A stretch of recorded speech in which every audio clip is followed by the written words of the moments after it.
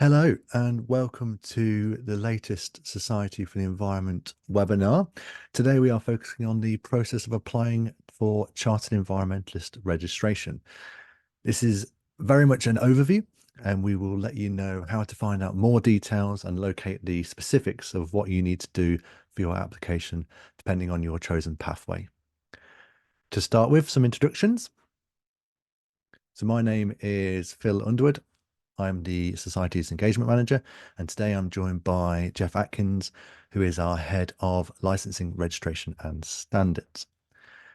Over the next hour, we aim to shine a spotlight on the underlying processes involved in reaching your Chartered Environmentalist goal in the form of a presentation, then answer as many questions as we can.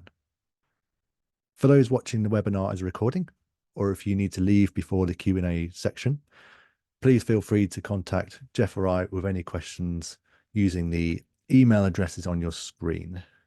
We'll give another reminder of that at the end of the webinar as well, in case you haven't had a chance. We're now going to turn our cameras off. That's to avoid our heads getting in the way of any of the presentation, but we'll be back on for the Q&A later on.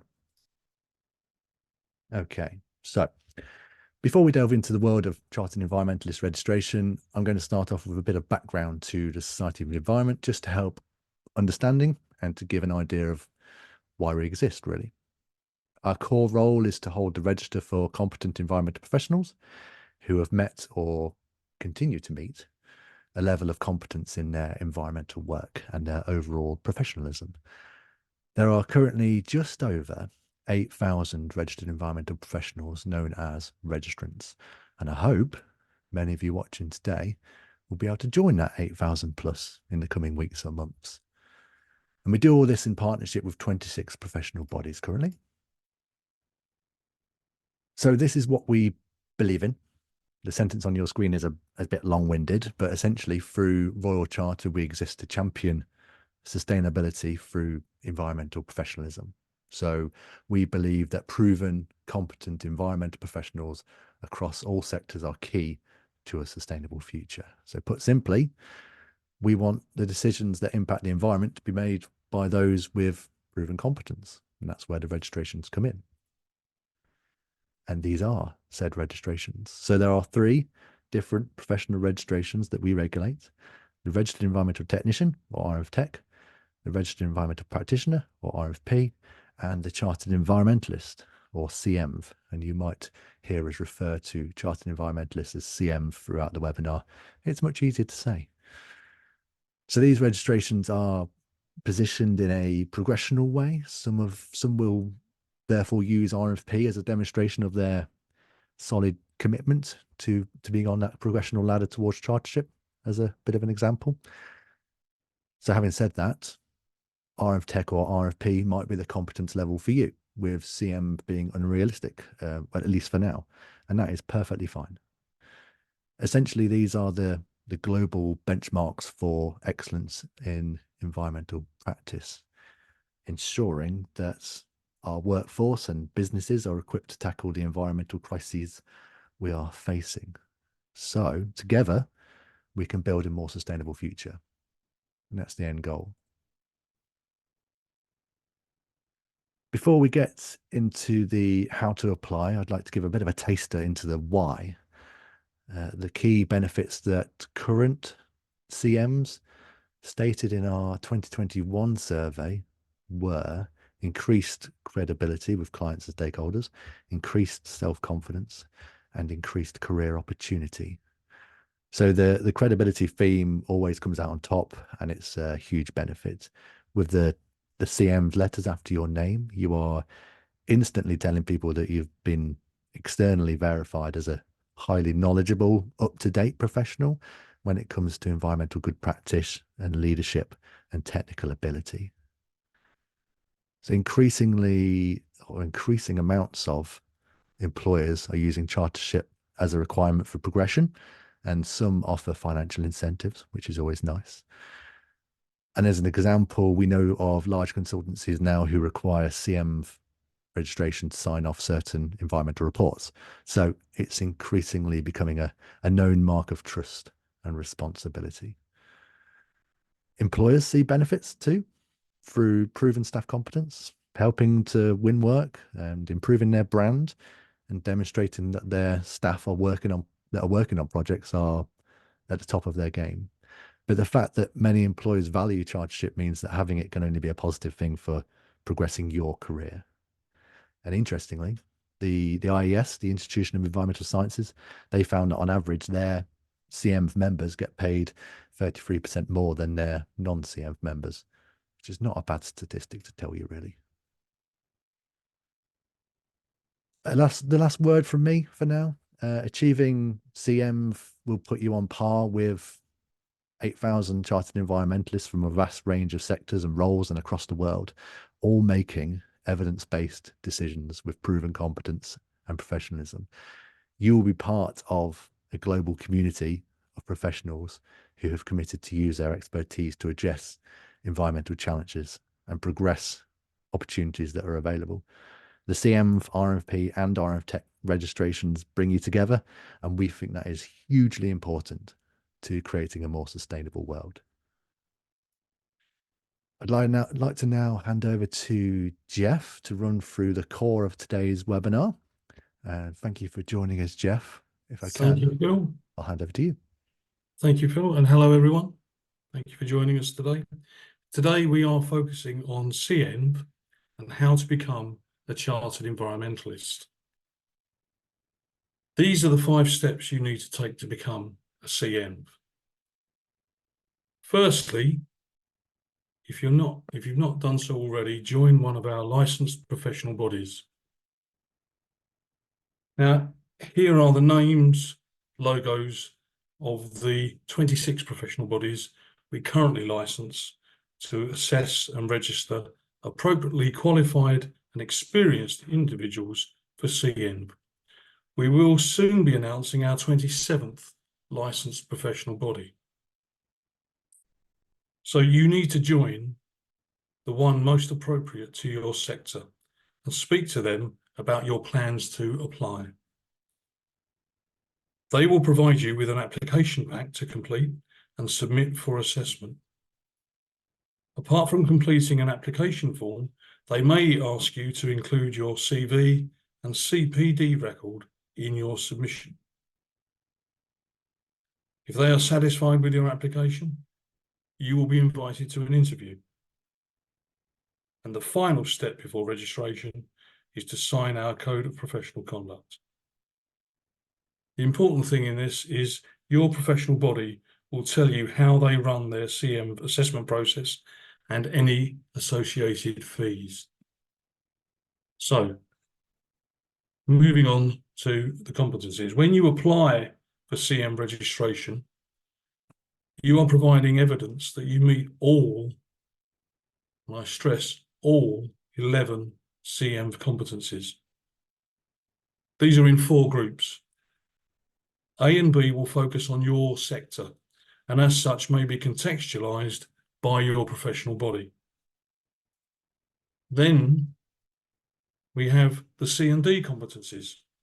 Now, these are sometimes known as soft skills because they're across every sector, but they are just as important as A and B.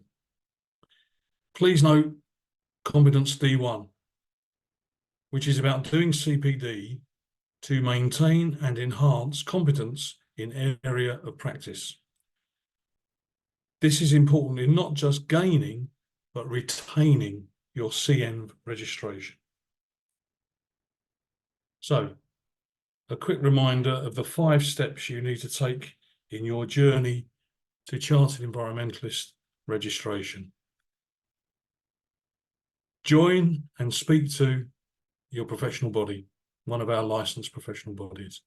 Complete and submit your application, attend your interview, and sign the Code of Professional Conduct.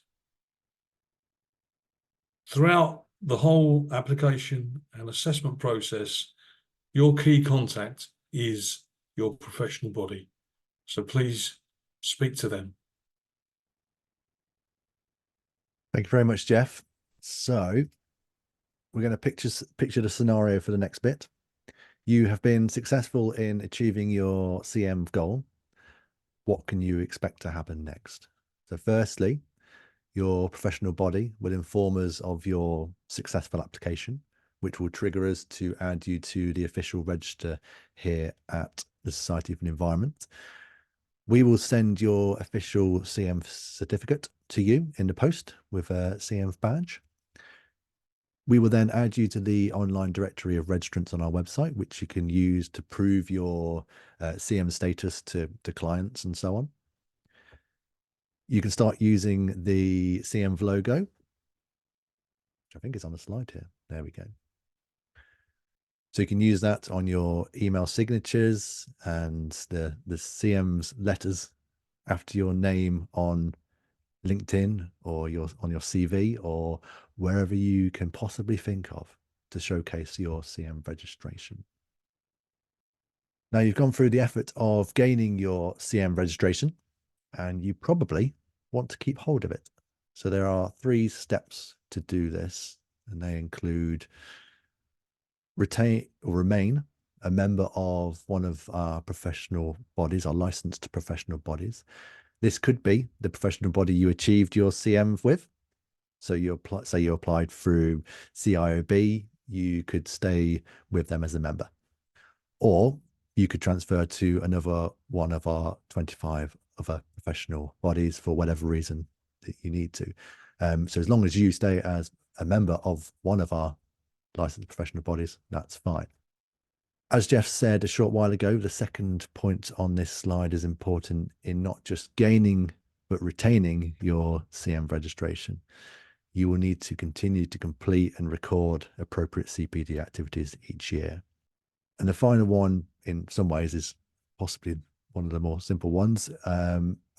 So you need to continue to pay the annual fee to your professional body to cover administrative costs and so on. We're going to finish off really with some quick-fire Q&As based on things that we see quite often come up as barriers to applying.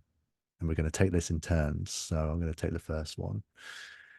Can I be a chartered engineer and a chartered environmentalist? In short, yes, you can. You're a highly competent engineer, which is demonstratable with CEnv. That's absolutely the right thing to do. But beyond your excellent core engineering work and the nod to sustainability within the Chartered Engineer competences, your wider environmental knowledge and experience and the linkages between each element, from air pollution to low carbon technology to urban design for net zero solutions, they can be showcased with CEnv registration on top of your CEnv. There are hundreds of professionals with CEnv and CEnv, and it's worth noting that if you already have CEnv, you don't need to rewrite your entire application for CEnv necessarily, because some of the competencies cross over or are very familiar or similar, especially the C and D competencies that Jeff just mentioned. And on that note, we're always going to encourage you to speak to your professional body, but in this instance, you could speak to your professional body and see if there are any time-saving options for your CEnv application when you have recently achieved CEnv with them as well. And I think the combination of CEnv and CEnv titles is a massive force to be reckoned with, so it's worth considering. I'm going to hand over to Jeff for the second question. Thank you. So how long does the application process take? And well, there's a very useful answer. It depends. So the follow-up question is, well, it depends on what? Well, a lot can depend on when your professional body asks you to submit your application. They may have particular application windows. So it might be that you are asked to submit in March or September. And if you submit now, well, it will be looked at in March. If you submit in April, it will be looked at in September. That would add to that length of time that the process would take. Also, your professional body will have assessors.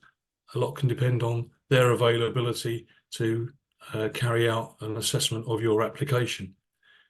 But generally speaking, I would have thought that you would be looking at, when you submit your application, you should be assuming everything's in order, that you should be getting an interview, an offer to interview in 2 or 3 months, maybe sooner.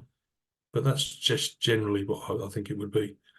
And then it would be probably another month or two before you'd hear whether or not you were successful.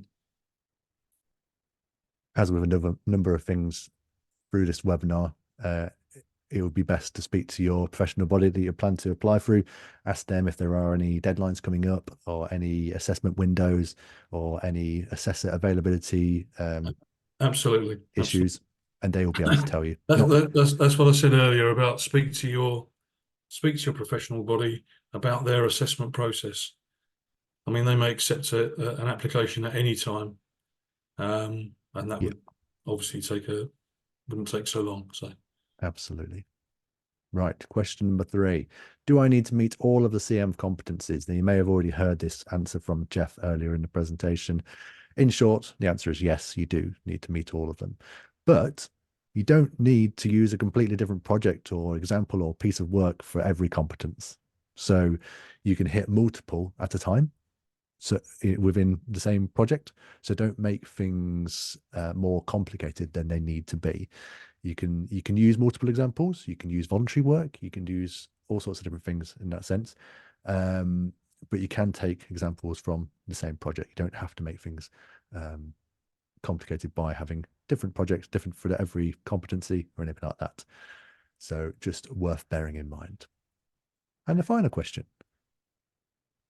right. So I don't have a master's degree. Can I be a CEnv? This is a classic question. Yes. As it says there, you certainly still have the opportunity to be a CEnv. What the rule, the eligibility criteria that you need to meet is you need to have acquired a level of knowledge equivalent to a master's level degree.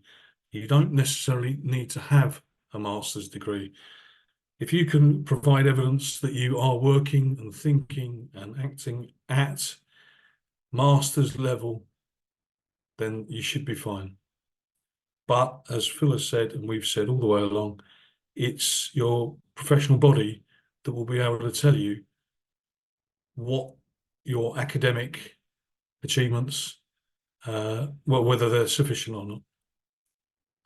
And that's why you need to speak to them. But you certainly, I repeat, you certainly don't have to have a master's degree to become a CEnv. Okay, fantastic. That brings us to the end of our Q&As. Now, as promised, and once again, if you are watching on the recording, if you need to leave early from the live webinar, please feel free to contact us with any questions you have via the email addresses on your screen.